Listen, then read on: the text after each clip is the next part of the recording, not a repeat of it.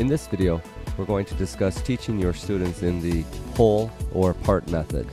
In a recent meeting I had with Dr. Paul Salitsky from UC Davis, he explained to me that the newer research suggests that students should be taught in the whole method as opposed to the part. Digging through some old tennis magazines, I found an interesting article on Kent Carlsen from Sweden. A good example of the part method would be Kent Carlsen's forehand. Carlsen's forehand is criticized by the expert contributing editors as it is seen as being too extreme. But in actuality, it is just a modern-day Western grip used by many of the top players in today's game. The difference is in his take-back.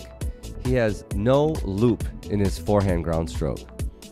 But if we make a forehand comparison analysis with Djokovic, we can see that Carlsen matches up identically at two key areas of the backswing.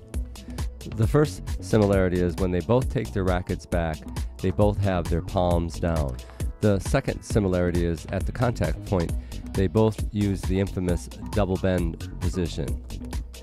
The big difference is in the initial take back. Carlsen drops the racket head down, whereas Djokovic starts with a high take back. Carlsen has a jerky lunging style, and one could make a case that his forehand and Robin Soderling from Sweden have similar characteristics. Carlsen was really the modern-day Nadal of the late 80s, but the big difference is in his stance. He uses a closed stance, and he has very little unit turn and does not produce angular momentum like Soderling and many of the current players. But then again, this was never taught back in the late 80s, and neither was this grip. Carlsen had no professional training, and yet he had the best win-loss percentage in 1988, having won 37 matches and only 4 losses. Unfortunately, he was plagued with knee injuries and was forced to retire from the game at the age of 22. But before he retired, he was unbeatable on his favorite surface, the red clay. Obviously, Carlsen was successful using this abbreviated take-back, but was this a result of all of his injuries?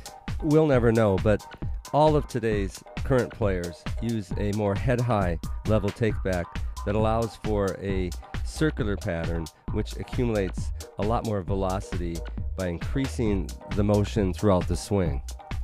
One commonality of many of today's world-class players is their take-back on the forehand. Here are 3 examples of inverting the racket head on the take-back. All the power is generated from this circular loop backswing.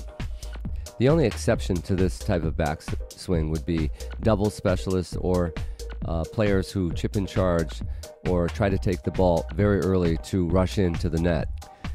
I've never been a big fan of breaking down the ground strokes into the part method.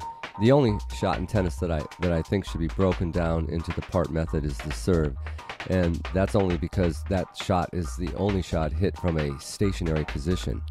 In conclusion, the majority of the world-class players today use the whole method on their ground strokes by using a elliptical swinging pattern with a long arcing follow-through.